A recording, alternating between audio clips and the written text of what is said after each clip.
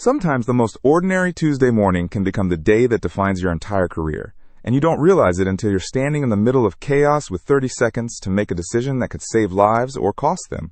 I'm Officer Sage Fox, badge number 2847, 15 years with the Pinewood Police Department here in California. Started as a patrol officer, worked my way up through property crimes, and now I'm a gang intelligence officer tracking criminal organizations throughout our jurisdiction.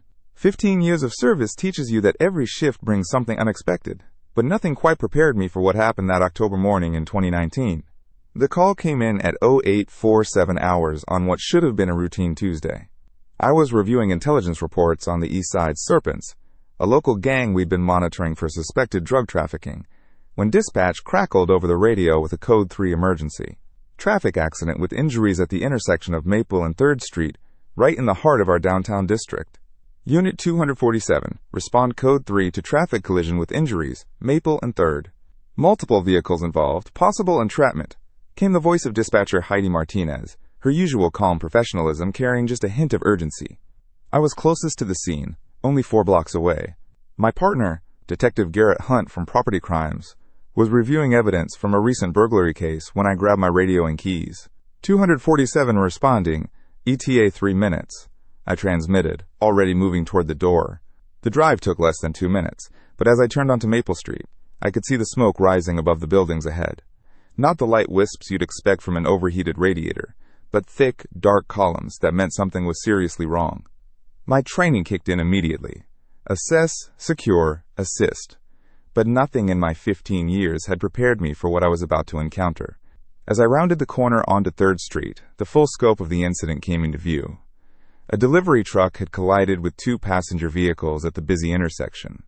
The truck was on its side, diesel fuel spreading across the asphalt in an ever-widening pool.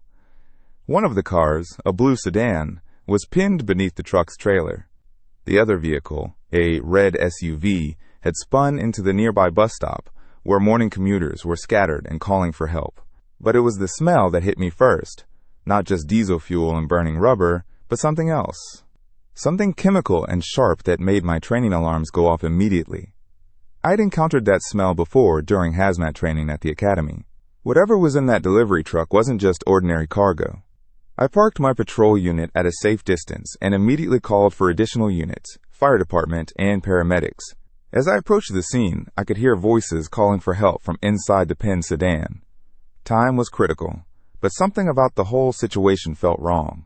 The truck's cargo bay had split open in the collision, revealing metal containers with hazard symbols I couldn't quite make out from my position. That's when I noticed the driver of the delivery truck stumbling away from the wreckage, blood streaming down his face, shouting something I couldn't understand over the noise of escaping steam and the growing crowd of bystanders. He kept pointing at his truck and repeating the same words over and over. As I got closer, his words became clear, and my blood ran cold. Bomb components, he was saying. The truck is carrying bomb components. The words hit me like a physical blow. Bomb components. In 15 years of police work, I'd handled domestic disputes, gang investigations, and countless traffic accidents, but this was uncharted territory. My mind raced through protocols as I keyed my radio with trembling fingers. Dispatch, Unit 247. I need the bomb squad, hazmat team, and immediate evacuation protocols for 3rd Street and Pine intersection. Possible explosive materials involved in traffic collision. My voice remained steady despite the adrenaline coursing through my veins. Copy, Unit 247.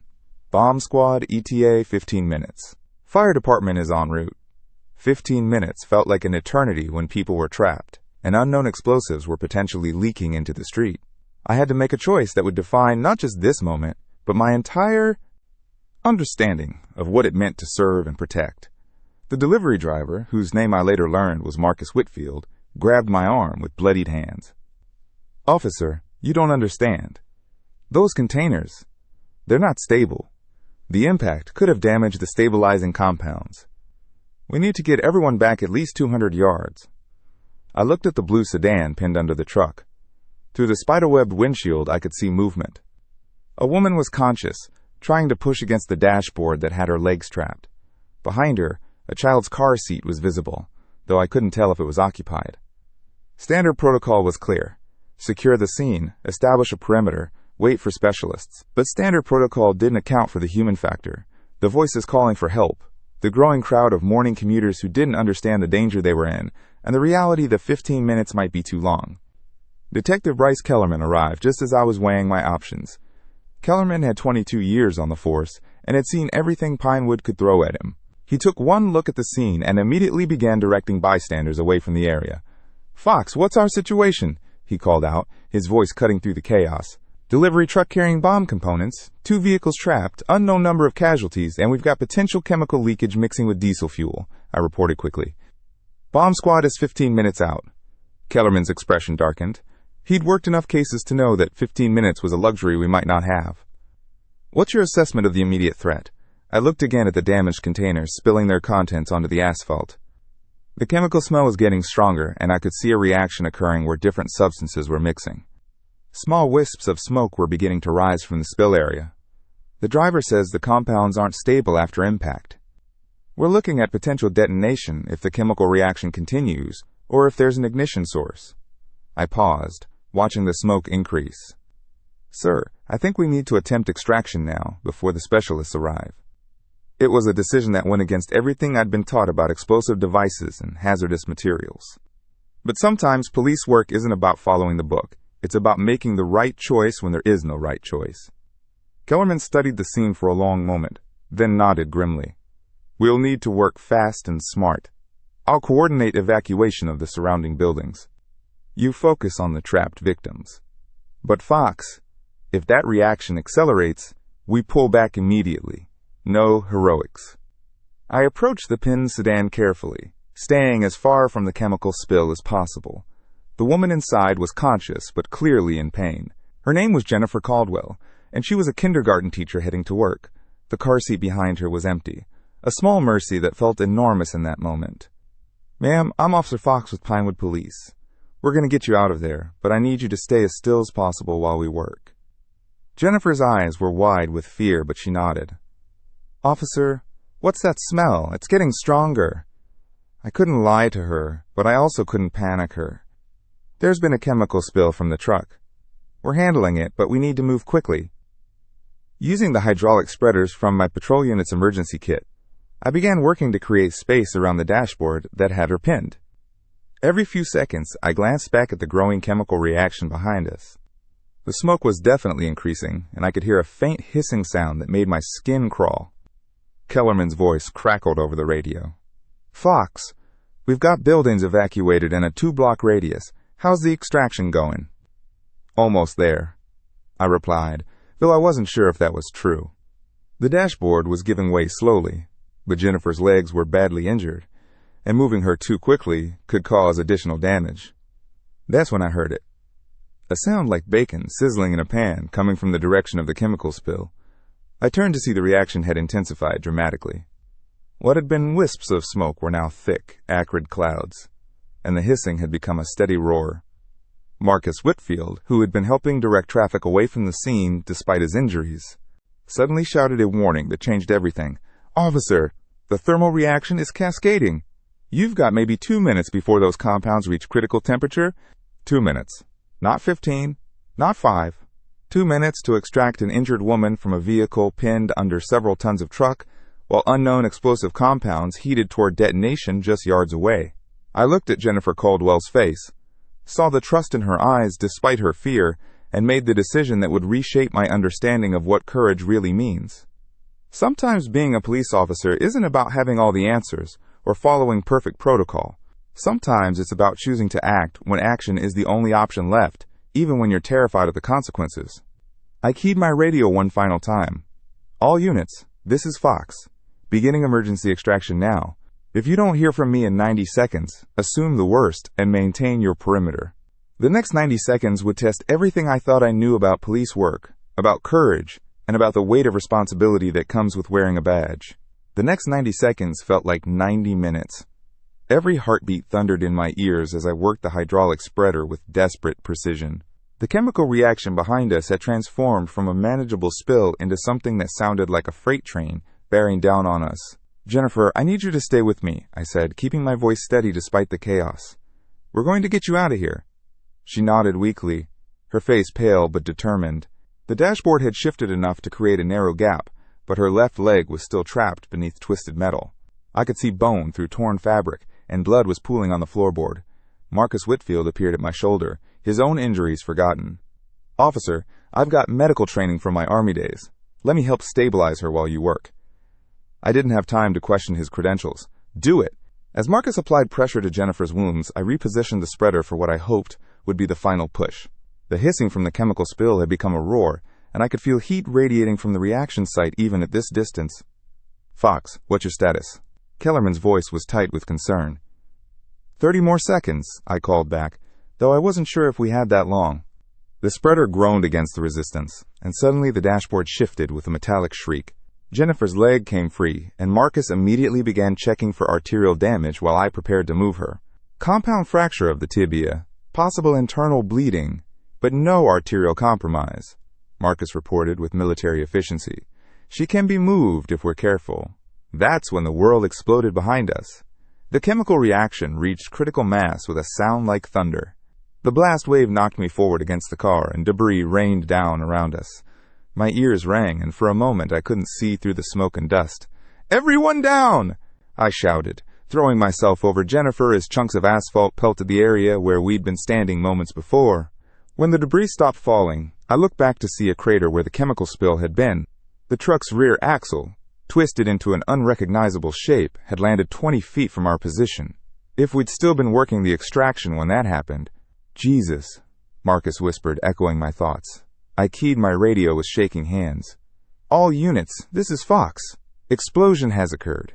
We have one civilian extracted and ready for medical transport. Scene is secure." The ambulance crew, who had been staged 3 blocks away, arrived within minutes. As they loaded Jennifer onto a stretcher, she grabbed my hand with surprising strength. "Thank you," she whispered. "You saved my life." I wanted to tell her that we'd all just gotten lucky, that I'd been terrified the entire time, that I'd made decisions based on instinct rather than training. Instead, I squeezed her hand and said, "Just doing my job, ma'am." But as I watched the ambulance disappear toward Pinewood General Hospital, I knew that wasn't entirely true. What had happened here went beyond standard police procedure. It had required something deeper, a willingness to act in the face of uncertainty, to make life or death decisions with incomplete information, Deputy Chief. Anderson arrived on scene 30 minutes later after the hazmat team had declared the area safe.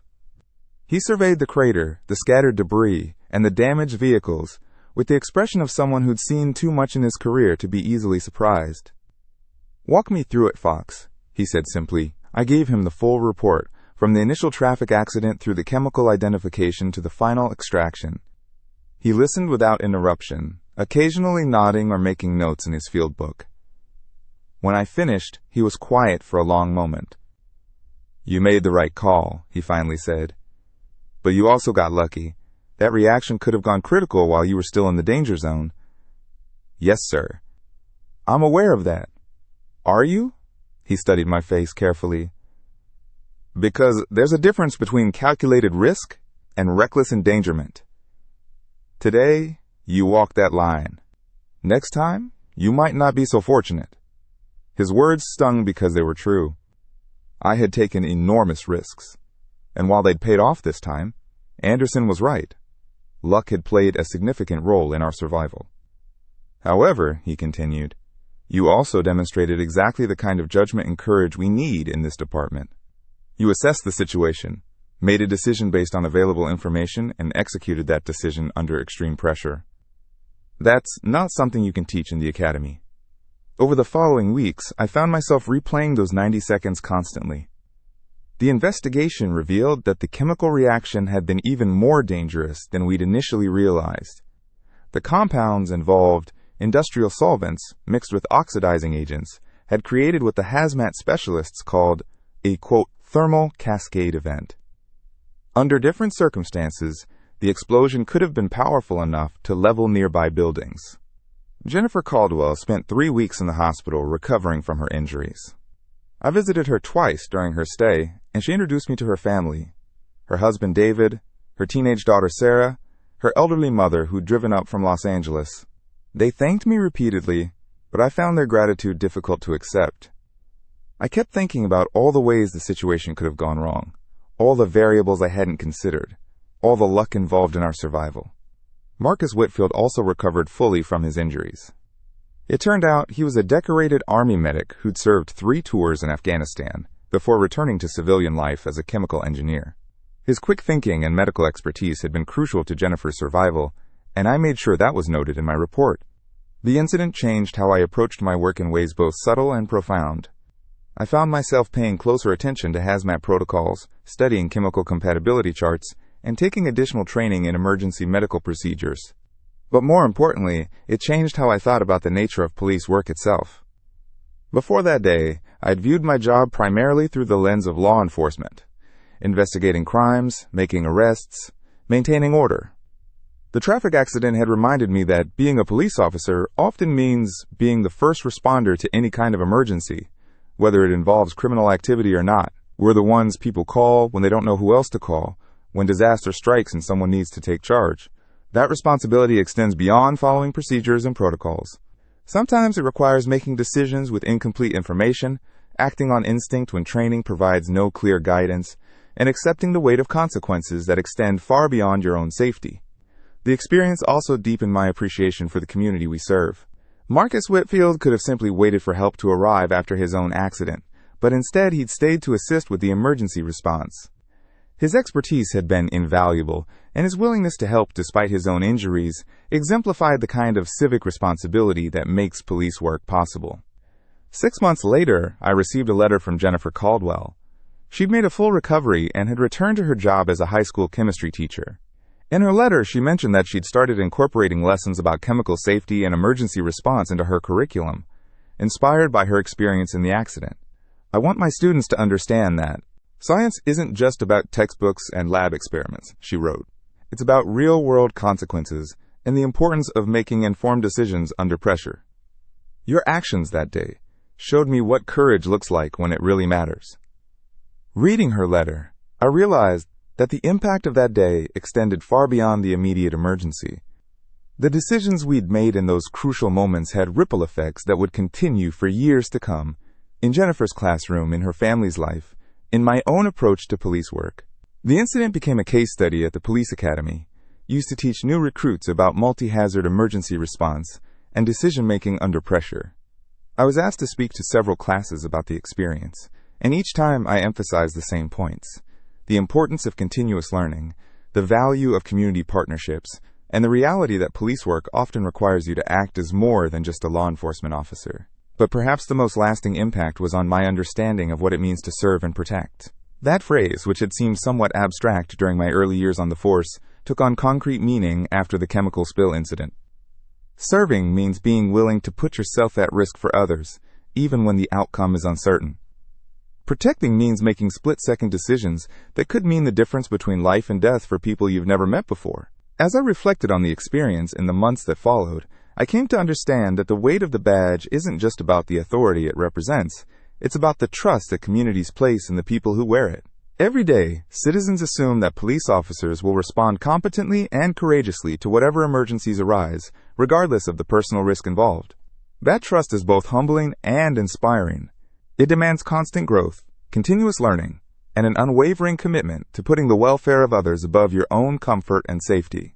The chemical spill incident had tested that commitment in ways I'd never experienced before, and while I'd passed that test, I knew it was just one of many challenges that would define my career in law enforcement. 23 years have passed since that October morning when a routine traffic accident became a defining moment in my career. I'm sitting in my office now as Deputy Chief Fox, looking out at the same streets I once patrolled as a young officer, and I can still smell that acrid chemical odor when the wind shifts just right. The Pinewood Elementary School stands exactly where it always has, though they've added a new wing and updated the playground equipment. Jennifer Martinez retired 5 years ago after 32 years of teaching, and at her retirement party, she made a point of finding me in the crowd. "You saved more than just my classroom that day," she told me, her eyes bright with unshed tears. "You saved my faith in what people can do for each other." The hazmat protocols we developed after the incident became standard procedure not just for our department, but for agencies throughout the county. The training partnership with the fire department expanded into a comprehensive emergency response program that's been replicated in departments across California. Sometimes the smallest moments create the biggest changes. Officer Hunt transferred to our department 3 years after the incident, and eventually became my lieutenant. We still talk about that day occasionally, usually when we're training new recruits on emergency response procedures. The lesson never gets old. Preparation meets opportunity, and character is revealed in crisis. The chemical company faced significant fines and implemented new transportation safety measures. The driver, whose name I learned was Marcus Chen, recovered fully from his injuries and became a safety instructor for hazardous materials transport companies. He sends me a Christmas card every year with a simple message: "Thank you for caring about a stranger." But the real measure of that day's impact isn't found in policy changes or career advancement. It's in the hundreds of calls I've responded to since then, with a deeper understanding of what it means to serve. Every domestic dispute, every traffic stop, every community event carries the potential to change someone's life, including your own. This experience taught me that every badge carries the weight of community trust, and that weight becomes lighter when you remember that serving others is both a privilege and a responsibility that extends far beyond the uniform. The young officers I mentor today face challenges I never imagined when I first put on this badge. Technology has changed, procedures have evolved, and society's expectations of law enforcement continue to shift. But the fundamental truth remains the same. Police work is about people helping people, often in their darkest moments. Some calls you never forget, but they make you who you are,